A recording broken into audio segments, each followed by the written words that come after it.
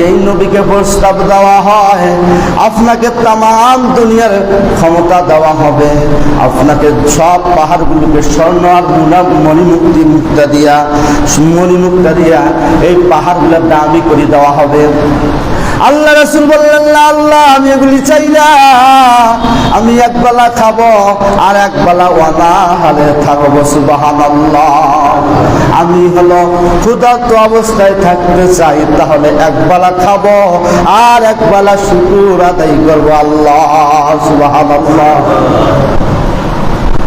সম্মানিত মুসল্লিয়ান ইকরাম, আল্লাহ রাসূলের মেয়ে হযরত ফাতেমা রাদিয়াল্লাহু তাআলা, তেনার মতো আর কে পৃথিবীতে সেরা মহিলা? ফাতেমা রাদিয়াল্লাহু তাআলা, তেনার মতো আর কে হবে পৃথিবীতে? এরকম মহিলা পৃথিবীতে কেউ আসেনি। ফাতেমা রাদিয়াল্লাহু তাআলা তিনি মৃত্যুর আগ পর্যন্ত নিজের হাতে গম পিষে পিষে সন্তানদেরকে খাবার দিতেন, পরিবারের হাতে খাবার দিতেন, পরিবারকে খিলাইতেন। ফাতেমা রাদিয়াল্লাহু তাআলা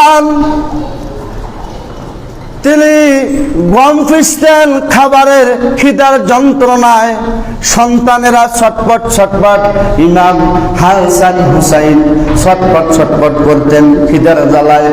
ফাতেমা কি করতেন? নিজের জিহ্বা আগায় দিতেন, জিহ্বা দিতেন তাদের জিহ্বার মধ্যে, তারা জিহ্বা চেটে চেটে খিদা নিবারণ করতে। সুবহানাল্লাহ।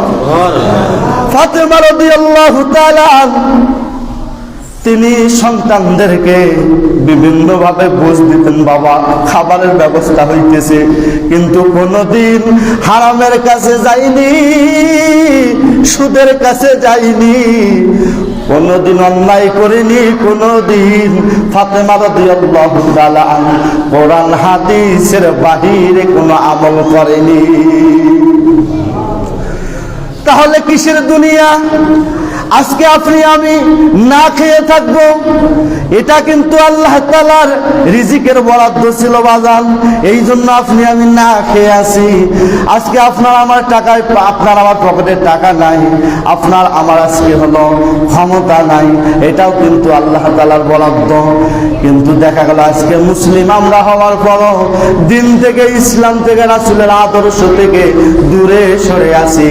আজকে আমার রাসূল আপনাকে আমাকে মৃত্যুর সময় বললেন না, অন্য অন্য নবী উম্মতের ব্যাপারে কোনো কিছু বললেন না, কিন্তু আপনার আমার নবী বললেন, ইয়া রাব্বি উম্মতি উম্মতি, ইয়া রাব্বি উম্মতি উম্মতি, হে আল্লাহ আপনি আমার উম্মতকে মাফ করেন, মাফ করেন। সুবহানাল্লাহ।